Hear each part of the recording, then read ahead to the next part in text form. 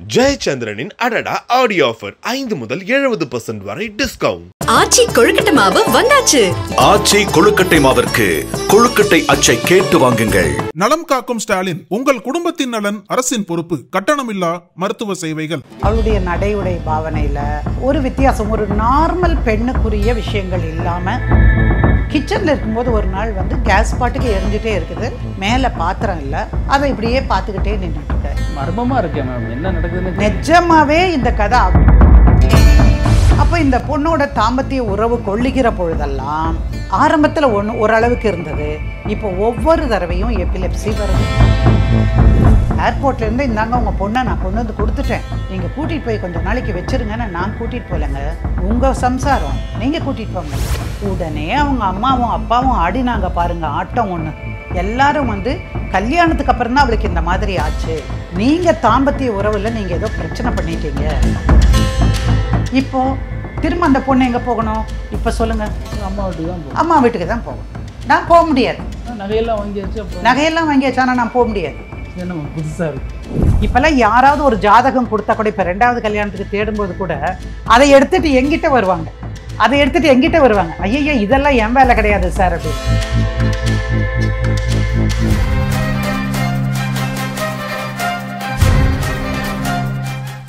நக்கீர நேயர்களுக்கு வணக்கம். இது வழக்கியன் வழக்கறிஞர் சாந்தகுமாரி மேடம் நம்முடன் இணைந்திருக்காங்க. அவங்கள வரவேற்கலாம். மேடம் வணக்கம். வணக்கம். முதல்ல சாக்லேட் கொடுங்க மேடம். என்னங்க சாக்லேட் கொடுங்க மேடம்? எதுக்கு சார்? ஒரே கலர் ட்ரெஸ் போட்டிருக்கோம். ஃபர்ஸ்ட் கேட்குறவங்களுக்கு இதுக்கா சரி கொடுத்துட்டா போகுது. சொல்லுங்க சார். என்ன மேம் இன்னைக்கு இந்த வாரம் எதை பற்றி பேச போகிறோம்? இந்த வாரம் ரொம்பவுமே பாதிக்கப்பட்ட ஒரு ஆணுடைய கதையை பற்றி நம்ம பேச போகிறோம். அவர் பேர் ரவீஷ்குமார். வித்தியாசமாக இருக்குல்ல பேர்? ரவீஷ்குமார். அவர் யூஎஸில் வேலை செஞ்சுட்டு இருந்தார். அப்பா அம்மாலாம் ஒரு நல்ல பொசிஷனில் இருந்து நல்லா படித்த குடும்பம், வீடு வாசல் அப்படிங்கிற அளவில் நல்லாவே இருந்தாங்க. பட் இவர் அங்கேயே இருந்ததுனாலையும் நம்ம பொண்ணுங்களுக்கு தான் உங்களை மாதிரி வெள்ளையாக இருக்கிறவங்கள தானே பிடிக்குது. அவர் கொஞ்சம் கரையல்னு இருப்பார். வெள்ளையாக இருந்தால் பொய் சொல்ல மாட்டாங்கன்னு. யார் நீங்கள் சொல்கிற பொய் எனக்கு தானே தெரியும் சார். சரி, இப்போ என்னென்னா ரொம்ப நாள் தேடி தேடி பார்த்துருக்காங்க. அப்புறம் ஒரு பொண்ணு வருது, பொண்ணை பார்க்குறாங்க, நல்லா இருக்குன்னு நினைக்கிறாங்க. பட்டு விசாரிக்கும் போது என்ன சொல்கிறாரு அவங்க அப்பா, இந்த பொண்ணு இதுக்கு முன்னாடி ஒரு என்ஜினியரிங் காலேஜில் அசிஸ்டண்ட் ப்ரொஃபஸராக வேலை செஞ்சது அப்படிங்கிறாங்க. ஆனால் பார்த்தா அந்த மாதிரி தெரியலை. பட்டு நம்பித்தானே ஆகணும். அப்புறம் கேட்குறாங்க என்ன வயசு என்ன ஏதுன்னா. இப்போ ப்ரொஃபைலில் பார்த்திங்கன்னா அந்த ஜாதகம் கொடுக்கும்போதே டேட் ஆஃப் பர்த் எல்லாம் போட்டிருப்பாங்க, உங்கள் எல்லாருக்குமே தெரியும். அதில் என்னென்னா டேட் ஆஃப் பர்த்து கொடுத்துருந்தாங்க. அதில் அந்த டைமு அதெல்லாம் கொடுத்துருந்த உடனே இவங்க போய் அஸ்ட்ராலஜர்கிட்ட பார்க்குறாங்க. பார்த்தபோது இந்த ஜாதகத்துக்கு, இந்த பையனுக்கும் இவரோட ஜாதகத்துக்கும் ரொம்ப பொருத்தமாக இருக்குது, நம்ம கல்யாணம் பண்ணலாம் அப்படின்னு சொல்லிட்டு. ஆனால் அது வரைக்கும் முழுமையாக அந்த தம்பி நம்பினாப்புல, அந்த அம்மாவும் நம்பினாங்க. அவங்களோட அம்மா அப்பா எல்லாருமே சரி நீண்ட நாள் காத்திருந்தோம், பொண்ணு கொஞ்சம் நல்லா தான் இருக்குது, வசதி குறைச்சலாக இருந்தால் கூட பரவாயில்லை அப்படின்னு சொல்லி தான் கல்யாணம் பண்ணுறாங்க. இப்போ கல்யாணத்துக்கான ஏற்பாடுகள் பண்ணுறது அப்படிங்கிறதுக்கு முன்னாடியே இப்போல்லாம் என்ன பண்ணிடுறாங்க, விசா அப்ளிகேஷன் போட்டுடுறாங்க. ஒரு அவசரமான ஒரு கல்யாணம் பண்ணி அந்த கல்யாண ஃபோட்டோவையும் மற்ற விஷயங்களையும் எடுத்துகிட்டு போயிடலாம். அப்போது என்னாச்சுன்னா, கல்யாணம்னு வச்ச உடனேயே இவர் அந்த மாதிரியெல்லாம் வேண்டாம், விசா எடுக்கிறதாங்க கொஞ்சம் முன்னாடியே கூட கல்யாணத்தை தள்ளி வச்சுட்டு போகலாம் அப்படின்னு சொல்கிறாரு. ஆனால் இவருக்கு 1 மாதத்து லீவில் தான் வந்தார். பட் அதுக்கப்புறமா தான் கல்யாணம் நடக்குது. இவர் ரிசப்ஷனுக்கு இவர் செலவுன்னுறாரு, கல்யாணம் நீங்கள் சிம்பிளாக செஞ்சுக்கோங்க அப்படின்னு சொல்லிடுறாரு.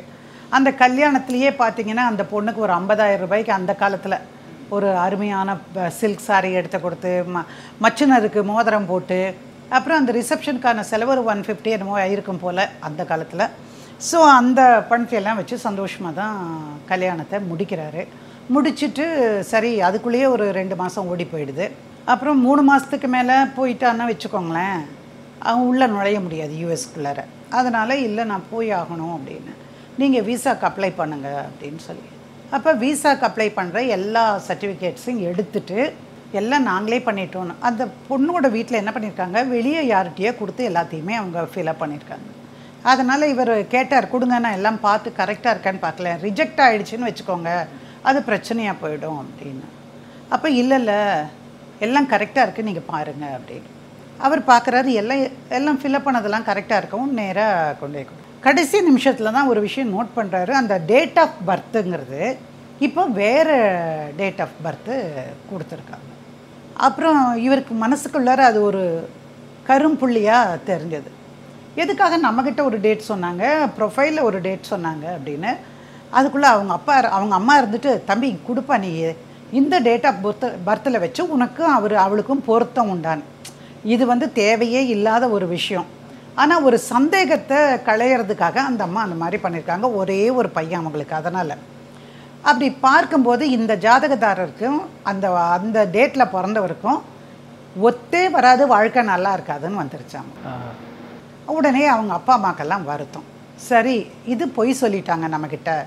இந்த பொண்ணு நிஜமாவே காலேஜுக்கு தான் போச்சா, படித்ததா முதல்ல, ஏன்னா பார்த்தா அப்படி தெரியலையே அப்படின்ட்டு இந்த பொண்ணை கூட்டிகிட்டு அவங்க வீட்டுக்கு போனதுக்கப்புறமா அந்த அம்மா வந்து, ஏம்மா நீ என்ன மார்க்கெல்லாம் வாங்கின அப்படின்னு அந்த அம்மா கேட்குது. அப்புறம் எதுக்கு அத்தை கேட்குறீங்க அப்படின்னு. இல்லை, என் பையன் எல்லாத்துலேயும் டிஸ்டிங்ஷனோடு வாங்கினான், எங்கள் குடும்பத்தில் எல்லாருமே நல்லா படிச்சிருக்கோம், அதனால் ஒரு ஆசையில் தான் கேட்டது, நம்ம மருமக என்ன படிச்சிருக்க அப்படின்னு. இல்லைங்க அத்தை, அது வந்து எங்கேயோ காணாமல் போயிடுச்சு அப்படின்னு சொல்கிறாங்க. சரி, அடுத்து கொஞ்ச நாள் கழித்து என்ன சொல்கிறாங்க, நீங்கள் உன்னுடைய எந்த காலேஜில் படித்தேன்னு சொல்லு, நம்ம போயிட்டு காணாது போனால் நம்ம யூனிவர்சிட்டியில் வச்சு கூட நம்ம கேட்டு வாங்கிக்கலாம், உங்கள் மாமாவுக்கு அந்த செல்வாக்கெல்லாம் இருக்குன்னு. இல்லை அதெல்லாம் கொடுத்தாங்க அத்தை, ஆனால் அதெல்லாம் எலி கடிச்சிருச்சு அப்படி. ஸோ வழக்கமாக ஒரு பொய் சொல்லும்போதும் அவங்களுக்கு அந்த சந்தேகம் வருது. ஆனால் இந்த தம்பி சொல்கிறான், அம்மா விடுங்க, நடந்தாச்சு, இனி உன்னையுமே மாற்ற முடியாது, என் தலையெழுத்து என்னவோ அதுதான் நடக்க போகுது, நீங்கள் விடுங்க அப்படின்னு. இந்த பொண்ணை கொண்டு வந்து அவங்க அம்மா வீட்டில் விட்டுட்டு இந்த தம்பி யூஎஸ்க்கு போயிடுறாரு 3 மாதமான உடனே. வீட்டுக்கு வந்தப்புறம் கூடவே இருக்கும்போது அந்த அம்மாவுக்கு வந்து நிறைய வித்தியாசங்கள் தெரியுது அவளுடைய நடவடிக்கைகள்லையே. அப்புறம் தினம் ஓயாத மெடிசன் போடுறான். அதை பார்த்த உடனே அந்த அம்மா கேட்குறாங்க, என்னத்துக்காக நீ மெடிசன் போடுற சொல்லு அப்படின்னு கேட்குறாங்க. அப்போ அதெல்லாம் ஒன்றும் இல்லை, தலை வலிக்குது, இல்லை ஒரு மாதிரி டயர்டாக இருந்தால் இந்த மாதிரி மாத்திரை போட்டுக்க சொன்னாங்க. சரி, அது கொண்டு அது பார்க்கலாம், அது என்ன மாத்திரை, அது அப்படி ஒரு அதிசயமான மாத்திரை அப்படின்னு அவங்க கேட்கவும் அவள் வந்து, இல்லைங்க அது நான் எப்பவும் போடுறதா, நீங்கள் ஒன்றும் கவலைப்படாது. தொடர்ச்சியாகவே பார்க்குறாங்க. அந்த பொண்ணு அது என்ன மெடிசன் கூட சொல்ல மாட்டேங்க.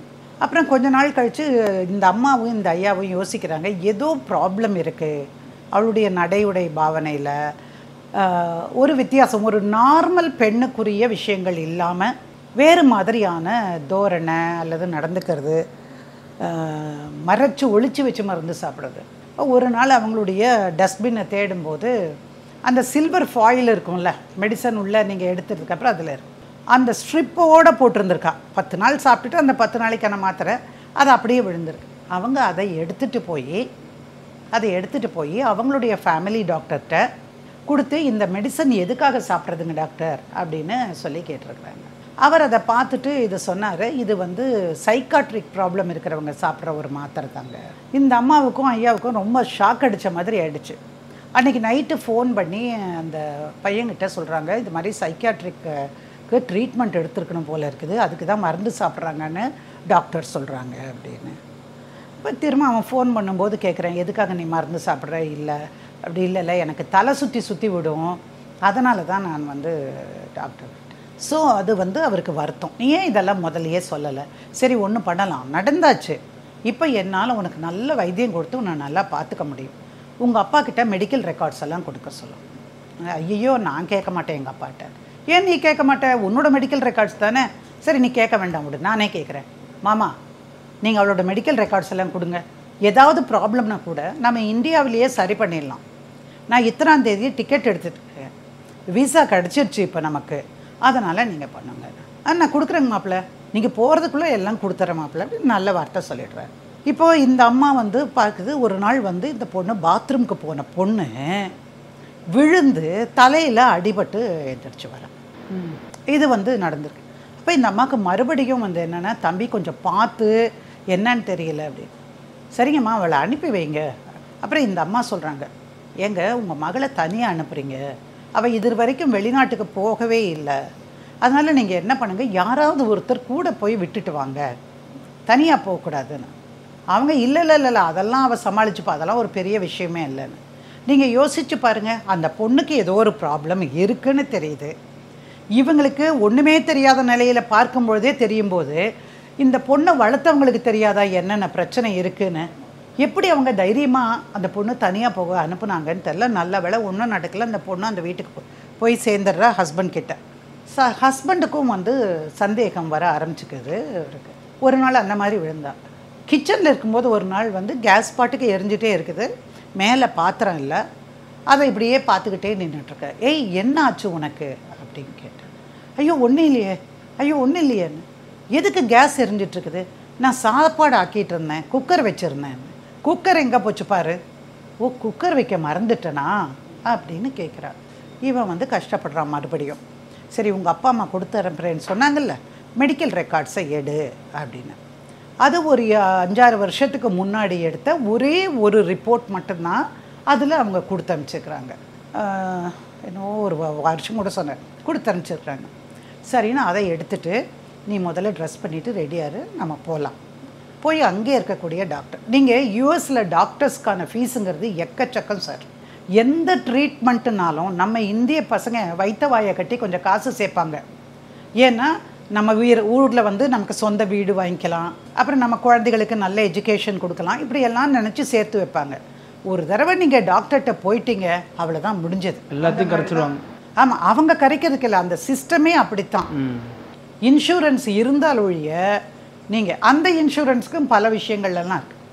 ஸோ இவன் கூட்டிகிட்டு போகிறான். அவன் கூட்டிகிட்டு போய் இதை காட்டின உடனே டாக்டர் சொல்கிறாரு, ஷி மைட் ஹவ் ஹேட் வந்து சைக்காட்ரிக் ப்ராப்ளம், அதனால தான் இருந்திருக்கும், இது வந்து ஏதோ ப்ராப்ளம் இருக்குது அப்படின்னு. அப்போ டாக்டர் இதை என்ன பண்ணுறதுன்னு, மருந்து என்ன சாப்பிட்றாங்கன்னு நீங்கள் சொல்லுங்கள் அப்படின்னு.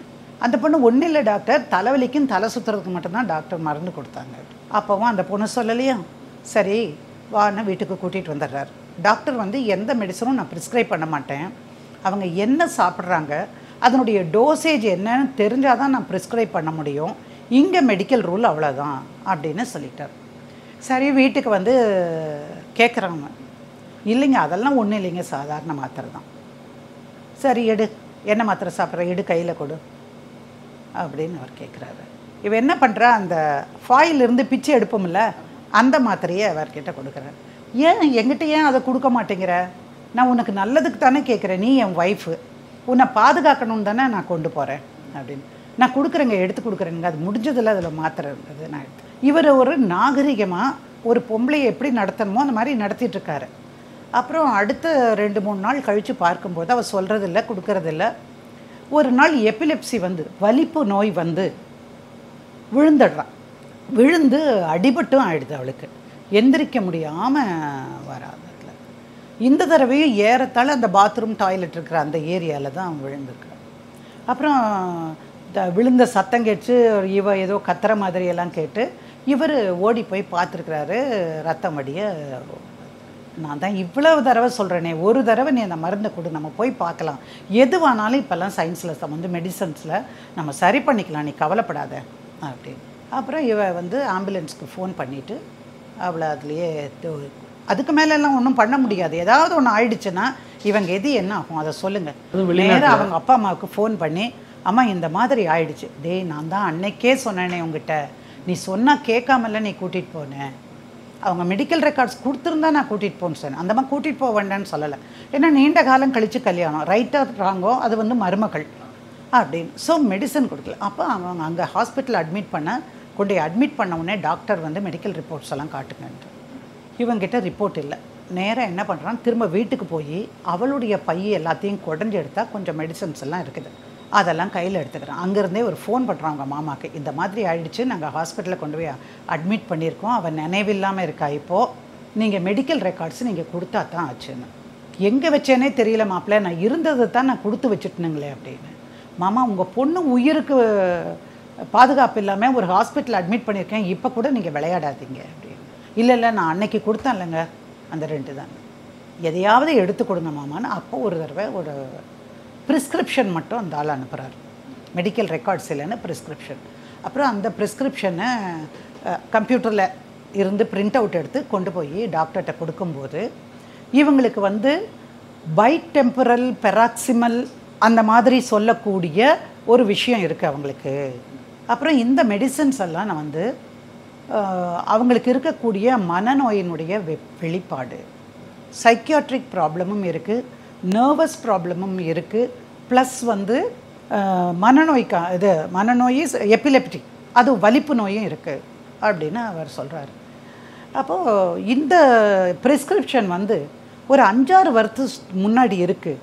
இப்போ அவங்க என்ன செய்கிறாங்கன்னு தெரியணும், எவ்வளோ மில்லிகிராம் எடுக்கிறாங்கன்னு தெரியணும். அப்போ இவர் வந்து அந்த மெடிசன்ஸ் எல்லாம் எடுத்துகிட்டு போயிருந்தார் பாருங்க, இதெல்லாம் இப்போ சாப்பிட்றா. அப்போது 5 வருஷம் 6 வருஷத்துக்கு முன்னாடி இருந்த ப்ரிஸ்கிரிப்ஷனில் 200 மில்லிகிராமாக இருந்தது. நம்மலாம் 2.5 மில்லிகிராம் சாப்பிடுவோம், 5 சாப்பிடுவோம், 10 அவ்வளோதான். 200னாலே பாருங்களேன், அது எவ்வளோ தூரம் நாள்பட்ட இதாக இருந்திருக்கணும்னு.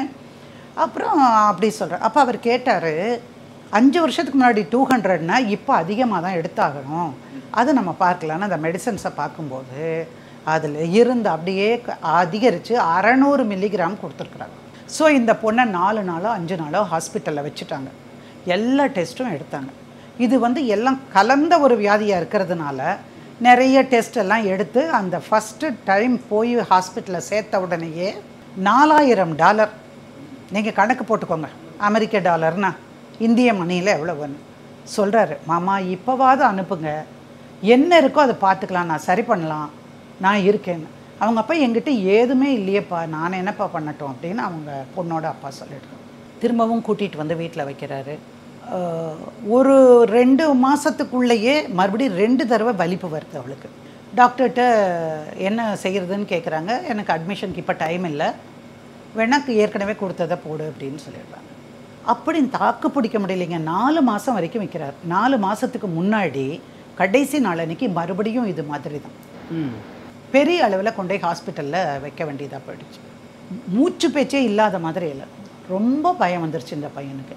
அவன் நான் போக மாட்டேங்கிறான். அவளை கொண்டு போனா இவ தான் கொண்டு போய் விடணும். கொண்டு போய் விட்டானா அந்த பொண்ணு வீட்டில் நாளைக்கு என்ன பண்ணுவாங்க இவரேன்னு அவருக்கு அந்த ஒரு பயம் மனசுக்குள்ளே இருக்குது. இவங்க அம்மா சொல்கிறாங்க, வேண்டாப்பா நீ வராத, ஒன்றா அவங்க யாராவது வந்து கூட்டிகிட்டு போகட்டும். அவங்க நாங்கள் வரவே மாட்டோன்ட்டாங்க யாருமே. இவர் சொல்கிறாரான், டிக்கெட் வாங்கி தரேன், நான் வந்து இந்த காரணத்துக்காக இந்த மெடிக்கல் ரெக்கார்ட்ஸ்க்கெல்லாம் அனுப்பி உங்களுக்கான அவசரத்துக்கான வீசா வாங்கி தரேன் வாங்க. வரவே மாட்டேன்ட்டாங்க. அடுத்து ஒரு தடவை ஹாஸ்பிட்டலில் போடுறாரு, ஒரு $2500 போடுறாங்க, அதில் சரி பண்ணி வராங்க. மறுபடியும் முடியல. வீட்டில் எல்லாம் என்னென்னா கேஸினுடைய நம்ம இது வச்சுருப்போமே ரெகுலேட்டரை கழட்டி வச்சிடுறது. அப்புறம் அடுத்த நாள் வந்து அந்த ரெகுலேட்டர் போட்டு ஃபிக்ஸ் பண்ணி கொடுத்த உடனே 4 கேஸையும் திறந்து விட்டுட்டு எல்லாம் எரியுது. அப்புறம் அங்கே நின்று பார்த்துட்ருக்குறா இவ.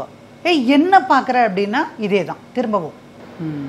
ஸோ இவனுக்கு நிஜமாகவே ரொம்ப பயம் வந்துடுதுங்க. அதுக்கப்புறம் என்ன பண்ணுறான், இன்னியும் லீவ் எடுக்கலைனாக்கும் இந்த மெடிக்கல் ரெக்கார்ட்ஸ் எல்லாம் கொண்டு போய் அவனுடைய வேலை பண்ணுற இடத்துல கொடுத்துட்டு பொண்டாட்டியை கூப்பிட்டுட்டு நேராக இங்கே வந்துடுறான்.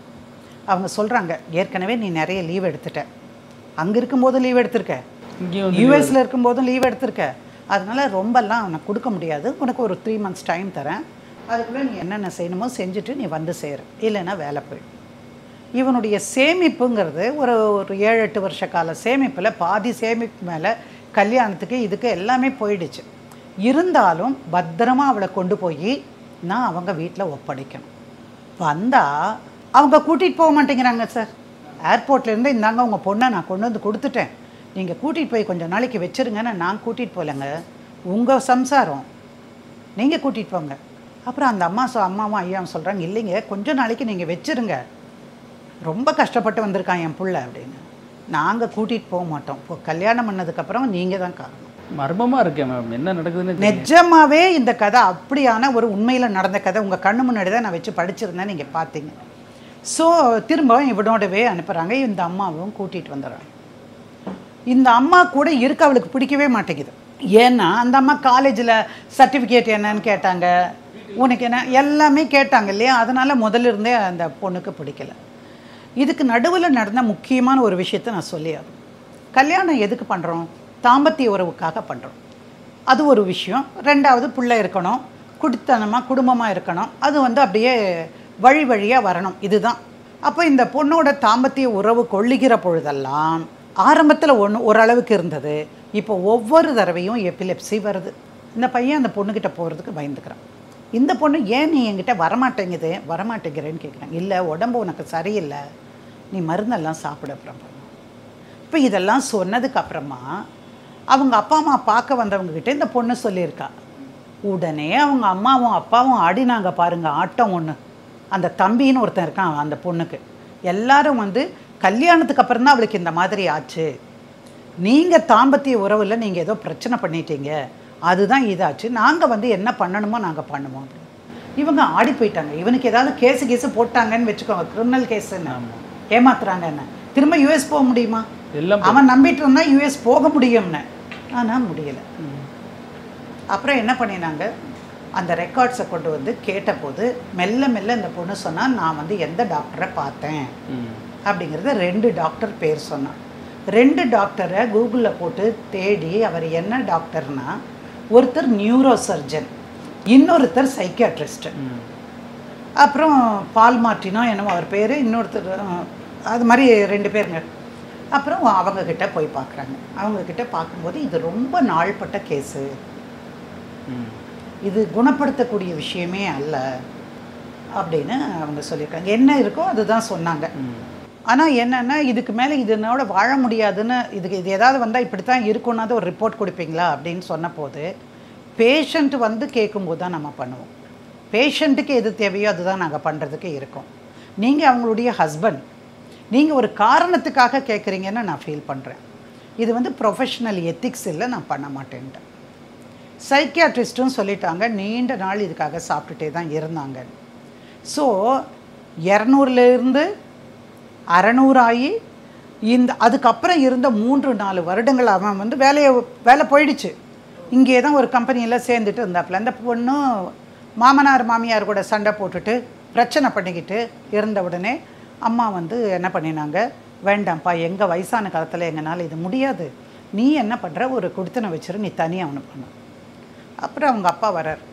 ஒன்றும் இல்லைங்க, இந்த ஐயப்பந்தாங்கல்ல ஒரு வீடு இருக்குல்ல, அதை என் பேரில், என் பொண்ணு பேரில் எழுதி வச்சுருங்க, ஒரு 60 லட்சம் கொடுத்துருங்க, நான் முடிச்சுக்கிறேன் அப்படின்னாப்புல. இருக்கிறதையெல்லாம் வந்து இப்போ பையனுக்குன்னு வச்சுருக்கிறது உனக்கு கொடுக்க வேண்டியது அவசியம் என்ன? யாருக்குமே அம்மாவுக்கு எப்படி தோணும், நீங்கள் ஏமாற்றி எங்கள் தலையில் கட்டிட்டீங்க அப்படின்னு. ஏறத்தாழங்க 2007 கல்யாணம், 13-14 ஆயும் அவங்களுக்கு தலைவலி தீரலை. அதுக்கப்புறம் தான் வராங்க நம்மளை பார்க்குறதுக்கு.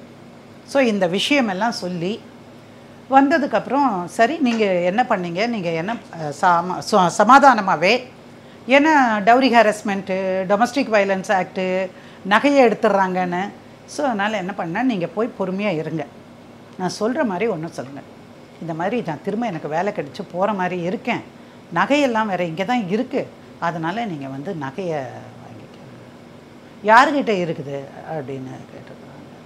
அப்புறம் அம்மா தான் வச்சுருந்தாங்க அப்படின்னு இவர் சொல்ல. அதெல்லாம் வேண்டாம், உங்கள் அம்மாக்கிட்டையெல்லாம் எதுவுமே வேண்டாம், நீ முதல்ல நகையை கொடு அப்படின்னாங்க. அப்புறம் அதே மாதிரி 3 பேர் போய் அந்த அம்மாக்கிட்ட கேட்ட உடனே, இதுக்கு நான் எவ்வளோ நாளாக நினச்சிட்டு இருந்தேங்க, காத்துட்டு இருக்கேன், நீங்கள் எப்படா அந்த நகையை எடுப்பீங்க. நான் வந்து என்கிட்ட எதுவுமே கிடையாது, எல்லாம் பேங்க் லாக்கரில் இருக்குது, சரிங்களா, நேராக பேங்க் லாக்கருக்கு போகிறேன், நீங்கள் பேங்க் லாக்கருக்கு அங்கேயே வந்துடுங்க, பேங்க்குக்கே வந்துடுங்க, அங்கேயே வச்சு என்னென்ன இருக்கோ லிஸ்ட்டு போட்டுருங்க. பேங்க்கில் போய் உட்கார்ந்த உடனே அங்கே லிஸ்ட்டு போட்டு பிரச்சனை வரும்ல, அதனால் பேங்க் ஆளுக்கு சொல்லிட்டாங்க, அங்கேருந்து ஸ்டாஃப் எல்லாம், இங்கெல்லாம் வச்சு அதெல்லாம் பண்ணக்கூடாது, நீங்கள் போய் உங்கள் வீட்டில் பண்ணுங்க. கம்ப்ளீட்டாக எழுதி, அந்த பொண்ணு உடனே நகையை எடுத்துக்கிறதுக்கு தான் வந்தது. நான் நகையை தொடவே விட மாட்டேன், இப்போ முதல்ல எழுதி கொடு, என்னென்ன வாங்குறியோ அதெல்லாம் எழுதி கொடு அப்படின்னு. நல்ல வேலைக்கு இந்த தம்பி அங்கே இருந்த போது தன்னுடைய கேமராவை இப்படி ஃபோனை எடுத்து இப்படி வச்சு கேமராவை ஆன் பண்ணிட்டார்.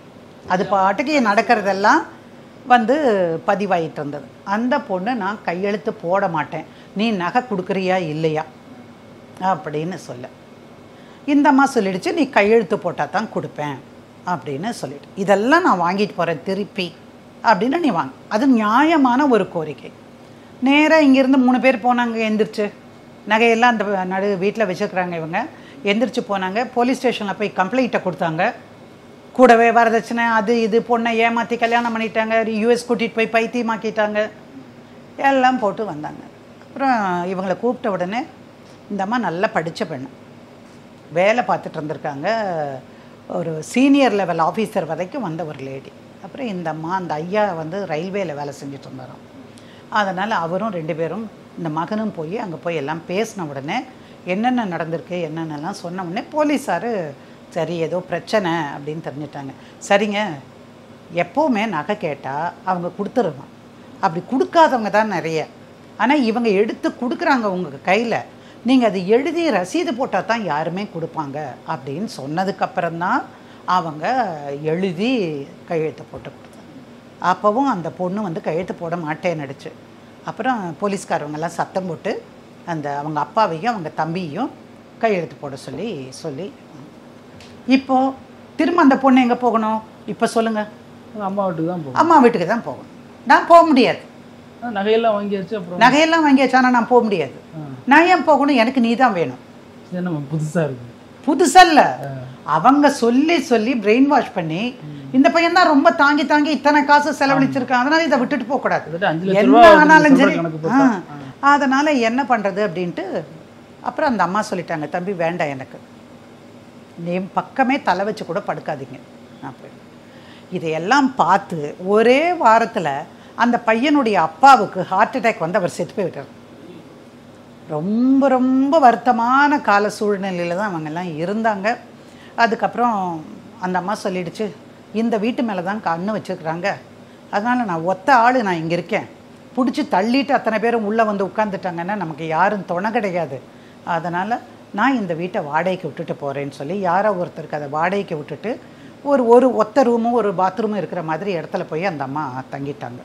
இந்த பொண்ணை நான் உன்னை விட்டு போக மாட்டேன்னு சொல்லிட்டு போன உடனே ஒரு வீட்டினுடைய மாடியோடு இருக்கக்கூடிய இடம், ஒரு ரூமு, அந்த ஹாலு இதெல்லாம் இருக்கும், அதுக்கு மாடியிலையும் ஒரு ரூம் இருக்குது, அந்த மாதிரி இடம். அந்த வீட்டில் கொண்டு போய் வச்சார். இந்த பொண்ணை சொல்லிட்டார் முதலையே, நீ மாடிக்கெல்லாம் போகக்கூடாது அப்படின்னு, இல்லைன்னா வீட்டுக்கு அனுப்பிச்சிரு. நான் போகவே மாட்டேன். அப்புறம் ஒரு நாள் பார்த்தா மாடியில் நின்றுட்டுருக்கா, கீழே இவர் நின்றுட்டுருக்கிறதுல அவள் இவரை கூப்பிட்டு ஏங்க இங்கே பாருங்கள் நான் எங்கே நிற்கிறேன் அப்படின்னு. விழுந்தா என்ன ஆகுறது? என் உயிர் போயிடும், நீ கீழே இறங்குன்னா சரி அப்படியே இரு, இந்த பாரு உனக்கு என்ன வாங்குறேன் பாரு, இதை எடுத்துகிட்டு மேலே வரேன்னு மேலே போய் கையை பிடிச்சி தரேன்னு இழுத்துட்டு வந்து வீட்டில் விட்டாச்சு. அப்புறம் திரும்ப வந்தார் என்கிட்ட, நகையை திருப்பி கொடுத்தாச்சு.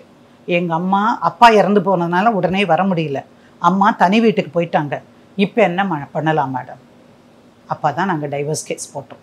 ஏன்னா ஆதாரம் இல்லாமல் இருக்கக்கூடாது, மறைச்சாங்கங்கிறது தெரியாது, நமக்கு தெரியாது. 2 பர்த்டே அந்த பொண்ணு என்ன தெரியுமா சொல்லுச்சு, நீ என்னை எவ்வளவு கொடுமை பண்ணின, அதனால தான் நான் இப்படி ஆயிட்டேன் அப்படின்னு சொல்லுதுங்க கோர்ட்டில் வந்து. இதுக்காக ஒன்றும் தெரியாதுன்னு சொன்னேன் அப்படின்னு. இல்லை மேடம், எல்லாம் டியூட்டர் பண்ணி கொடுத்துருக்காங்க அப்படின்னு நிறைய பேசினாங்க. மெயின்டெனன்ஸ் வேணும்னு கேட்டாங்க, மெயின்டெனன்ஸ் கொடுக்குறேன், ஆனால் என் வீட்டில் வச்சுக்க மாட்டேன். என்ன ஆயிடுச்சு? அப்போ டொமஸ்டிக் வைலன்ஸ் வந்துடுச்சு. யார் பார்த்துக்கணும்? ஒய்ஃப் அவர் தான் பார்த்துக்கணும். அதனால் நீ தான் பார்த்துக்கணும், நான் உன் வீட்டில் தான் இருப்பேன், நீ வீடு எடுத்துக்கோ, நீ வீடு எடுத்து அங்கே எங்கேயாவது இருந்துக்கோ, உங்கள் மகளுக்கு வீடு தானே வேணும், வீடு வைக்க, அதெல்லாம் அங்கே விட முடியாது, தனியாலாம் விட முடியாது. ஏன் தனியாக விட முடியாது? இங்கே இருந்தாலும் எங்கள் மேலே பழி போடுறீங்க, தனியாக போனாலும் வெளியே போகக்கூடாதுன்னு சொல்கிறேன்.